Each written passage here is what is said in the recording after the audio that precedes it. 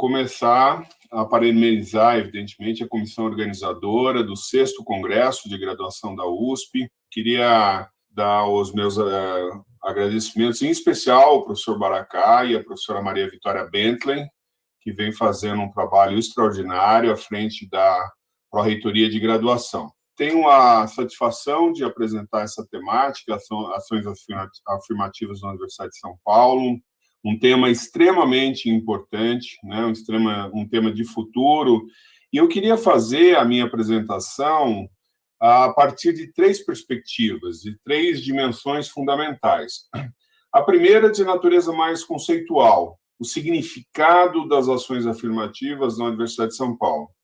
O segundo ponto, a segunda dimensão que eu queria trazer para essa discussão, para esse debate, são as ações concretas, ou seja, da onde partimos e aonde estamos e qual é, vamos dizer, a pretensão com relação à questão das ações afirmativas.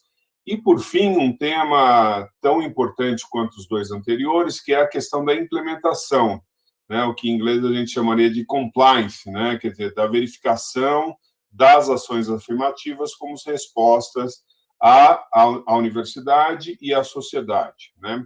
Então, vamos começar pelo primeiro ponto, que é a temática das questões conceituais. O que é que está por trás? Qual é o conceito que orienta as ações afirmativas dentro da Universidade de São Paulo? Aí eu começo a dizer que o elemento fundamental é a inclusão, né? E a inclusão, em particular, vamos dizer, de estudantes oriundos de escola pública, né? Eu tenho aqui uma citação feita pelo professor Antônio Carlos Hernandes, ainda quando era reitor de graduação, né, dizendo que as ações afirmativas da Universidade de São Paulo são focadas na instituição da escola pública, né, que tem todos os perfis de pessoa e não focada em indivíduo, não é? Quer dizer, portanto, isso está incluída a questão econômica, mas também a questão racial, ou seja, o grupo, né, de pretos, pardos e indígenas, né, que nós chamamos de PPI, estão, na perspectiva do professor Hernandes, neste contexto social, né?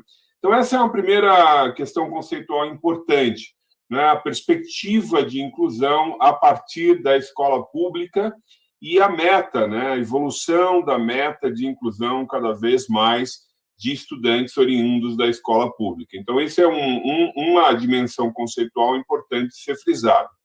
A segunda tem a ver com a ideia de acolhimento, não é, e manutenção de estudantes com maior vulnerabilidade. Portanto, as políticas são desenhadas, e quando eu falo política, é um complexo de ações, não só uma ação específica, que poderia ser, por exemplo, vestibular, o ingresso, não é só isso. É um conjunto de ações que se complementam no sentido de garantir a permanência do estudante que ingressa na Universidade de São Paulo e, evidentemente, que o foco da vulnerabilidade é o foco fundamental. E o conceito da vulnerabilidade é trazer para condições de igualdade. A dimensão de mérito não está excluída, pelo contrário, o mérito está lá, a Universidade de São Paulo nunca vai deixar de prestigiar o mérito, mas o problema é que tem alguns estudantes que começam em condições muito desfavoráveis e, portanto, são grupos vulneráveis com relação à sua manutenção na universidade. Portanto, o foco dessas ações também são orientadas, né, do ponto de vista conceitual, na ideia de vulnerabilidade e garantir melhores condições de acompanhamento, de performance, de desempenho dentro da Universidade de São Paulo. E, por fim, a ideia de amenizar os passivos socioeconômicos, né? Então, essa é uma terceira dimensão importante. É claro que não haverá nenhuma política que vá mitigar 100% de passivos socioeconômicos numa sociedade tão desigual quanto a brasileira, não é? Mas mitigar o máximo possível, trazer apoio o máximo possível em várias dimensões da vivência estudantil dentro da Universidade de São Paulo. Então, esses são os elementos fundamentais que orientam as políticas de ações afirmativas da Universidade de São Paulo. E, com isso, eu passo para o segundo ponto. Como é que evoluíram as ações de inclusão dentro da Universidade de São Paulo, quais foram os impactos por enquanto e qual é a perspectiva de impacto futuro, né? E aí a gente retoma 2015 com a inclusão do sistema Inclusp, né, que é o sistema de bonificação aos alunos oriundos de escola pública e de ensino médio feito em escolas públicas, todo um sistema de bonificação de percentuais no vestibular, não é? E que começou esse processo de inclusão, né? Quer dizer, o programa Inclusp começa esse processo de inclusão e ele evolui em 2016 com a participação, o início da participação da USP no Sistema de Seleção Unificado, o SISU. E aí começa uma nova história importante, um capítulo importante do Sistema de Ações Afirmativas, que é a prerrogativa das unidades de fazerem as suas políticas, de separar as vagas em suas unidades num teto de até 30% para o sistema SISU. E, dentre essa modalidade, evidentemente, uma parcela para os grupos de PPI. Portanto, começa uma história que complementa, isso foi tido como uma revolução, e de fato porque, de um lado, se tem um novo sistema de ingresso, né, para além da FUVEST, e, por outro lado, bonifica, justamente prestigia a escola pública e os PPIs. Bom, mas a evolução disso não para no sentido dessas mudanças institucionais, mas também uma mudança de concepção, de uma postura mais proativa da universidade. E aí eu quero fazer menção justamente ao programa Vem para a USP, de 2018, e que vai justamente propagandear, disseminar a Universidade de São Paulo em escolas públicas, né, no ensino médio, né, dando os incentivos para que estudantes da rede pública possam prestar o vestibular, frequentar a Universidade de São Paulo, né, porque existia, e ainda existe, é bem da verdade, mas isso está mais mitigado, a ideia de que alunos de escola pública não têm condições de entrar na Universidade de São Paulo. É uma tristeza, muitas vezes, ter tido contato com professores dizendo para os alunos, você jamais vai entrar na Universidade de São Paulo, e isso, com esta política ativa, com exemplos como Vem para a USP, essa realidade tem se alterado, na medida em que a comunicação é direta com o estudante, dizendo, você pode entrar, existem mecanismos, existem incentivos, e você tem condições para chegar lá.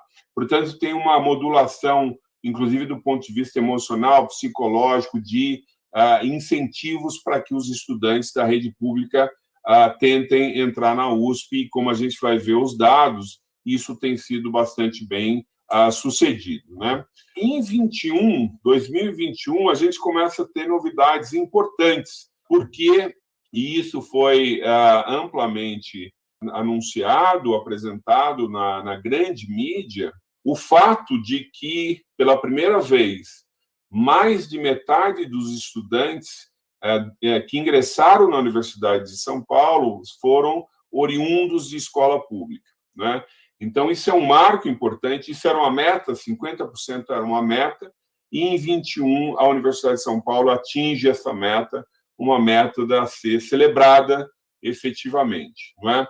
E aí os números são bastante impressionantes, dá para ter uma ideia da escala desse programa de inclusão, dessas ações de inclusão, né? Nós estamos falando de 10.992 vagas, ou seja, arredondando 11 mil vagas, e dessas 5.678 vagas, ou seja, próximo de 52% de escolas públicas. E desse universo, 44,1% pertencentes à PPI. Portanto, a gente pode ter uma ideia da magnitude e do impacto desse sistema de inclusão. No total, quando a gente recorta especificamente aos PPIs, né, ao grupo de PPI, a gente está falando de 27,4% de toda a universidade sendo pertencente à PPI, isso os dados de 21. Então, quando a gente retoma no tempo, há 10 anos, nós tínhamos cerca de 26% oriundo de ensino médio integralmente, 5,8% parcialmente e 13,6% de PPI. Portanto, a gente está numa realidade completamente diferente ao demonstrar os números próximos de 52%, oriundo de escolas públicas, não é? E o impacto também foi em termos de renda, né? Quando a gente fala de renda até 3 salários mínimos, em 2011 nós tínhamos em torno de 15,6%. Em 2021 nós estamos próximos de 30% dos estudantes pertencentes, né, de famílias com até 3 salários mínimos. Portanto, nós estamos falando de um universo grande, um percentual importante e uma mudança realmente radical do ponto de vista de concepção de inclusão. Nós temos algumas ações complementares, e aí eu começo a falar também dos programas de permanência e formação estudantil, não é? O PAPF, não é? Que atinge 20% dos 59 mil estudantes da Universidade de São Paulo. Né? Portanto, nós estamos falando de 11.800 estudantes, praticamente uma leva inteira de ingressos do vestibular, tá certo?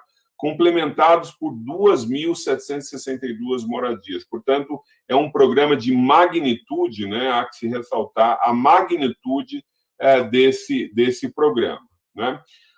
Na linha de permanência, nós temos a Universidade de São Paulo tem algumas ações complementares que merecem ser mencionadas, né? E isso tudo está dentro de ações de afirmativos, ou seja, ações de permanência, ações de incentivo à boa performance do estudante mais vulnerável, né?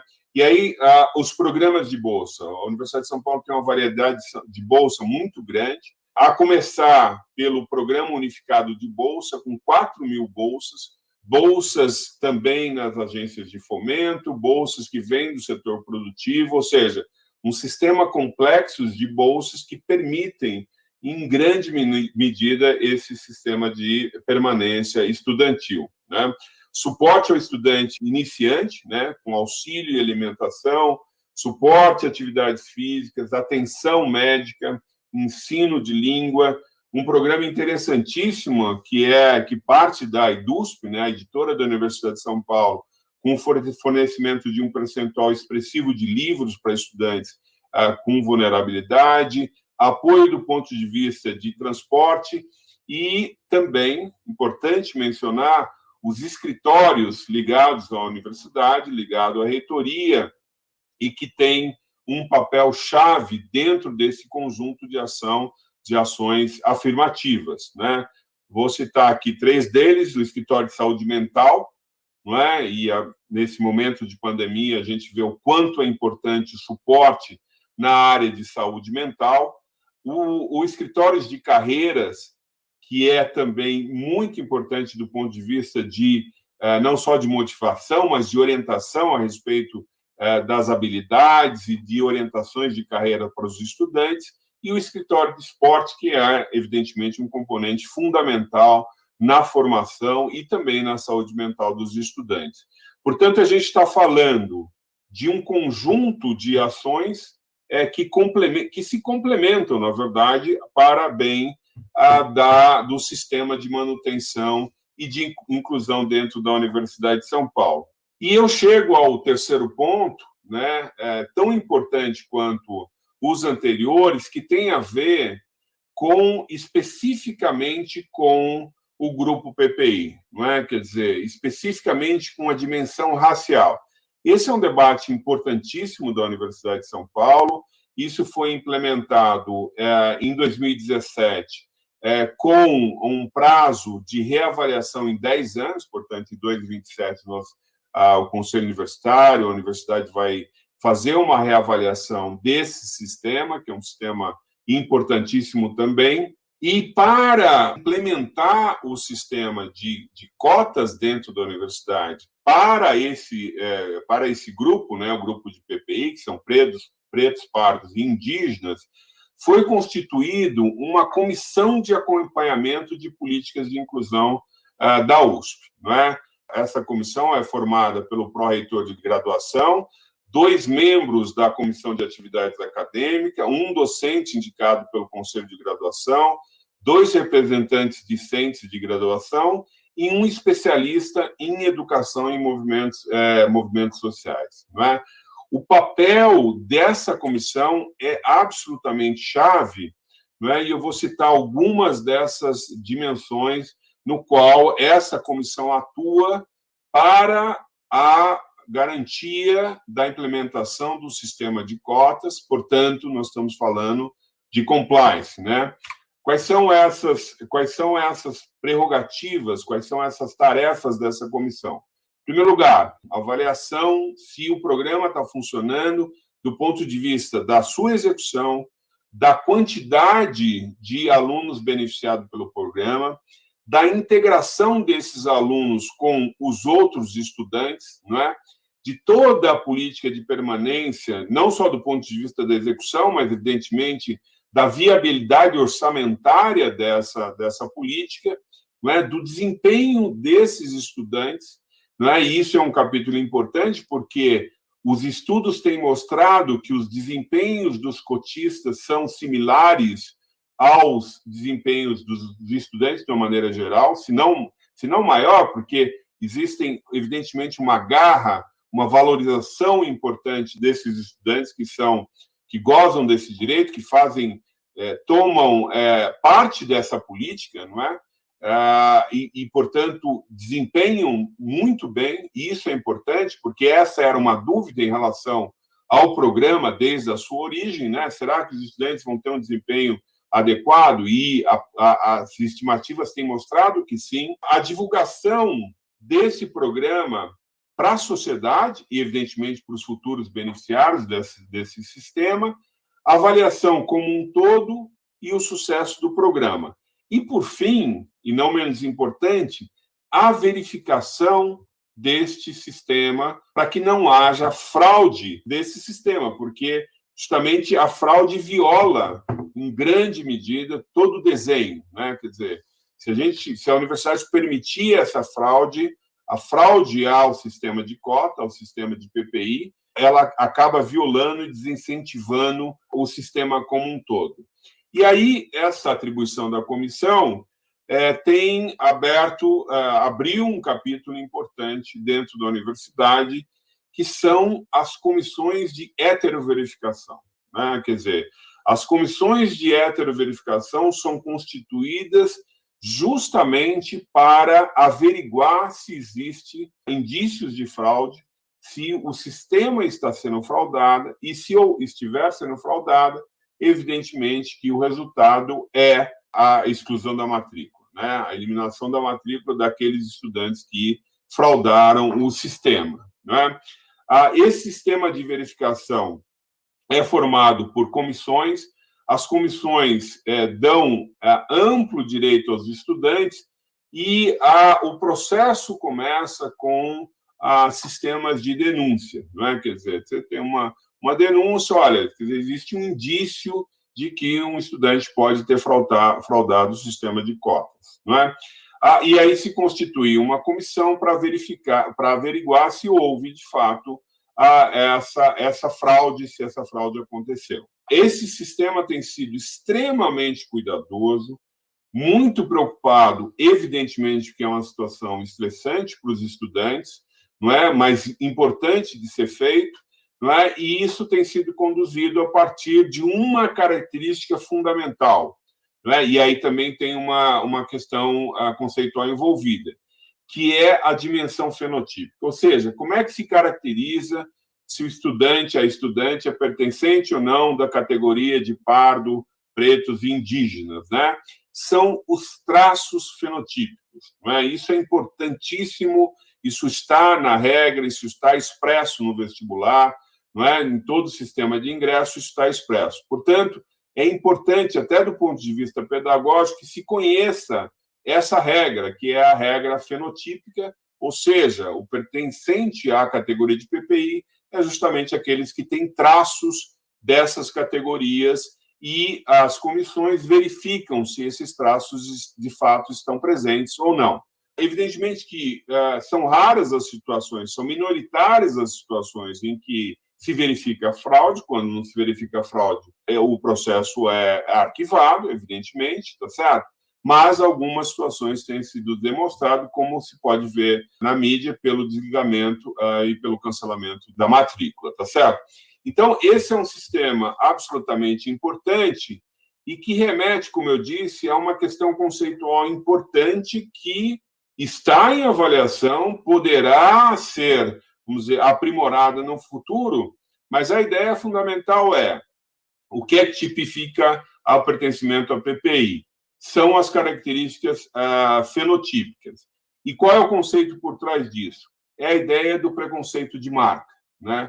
O preconceito de marca é, vamos dizer, a partir dos indicadores, né, físicos, é que existe e se expressa o preconceito no Brasil. E, portanto, é a partir de indicadores físicos, ou portanto, a dimensão fenotípica é que vai determinar se o estudante ou a estudante deve ou não participar desse sistema de cota dentro da Universidade de São Paulo.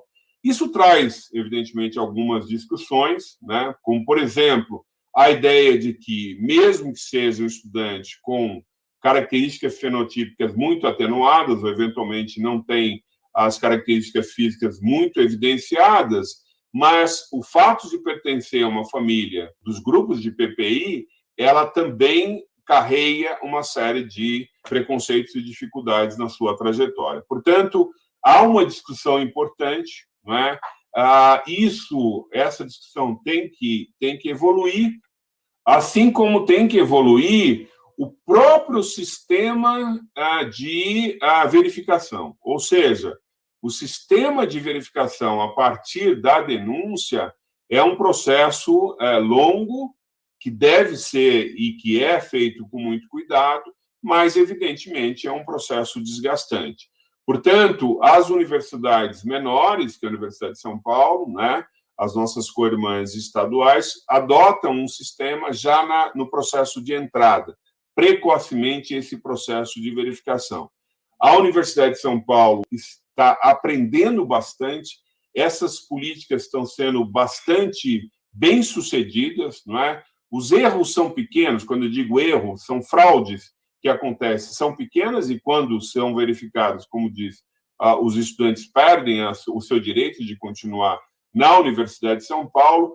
Portanto, no conjunto geral, a gente pode dizer, tem um processo de aprendizado, isso está acontecendo, mas a política está sendo muito bem sucedida, né? Por isso que eu digo que o trabalho da Pró-Reitoria de Graduação de toda a universidade em torno das ações afirmativas deve ser objeto de elogio, né?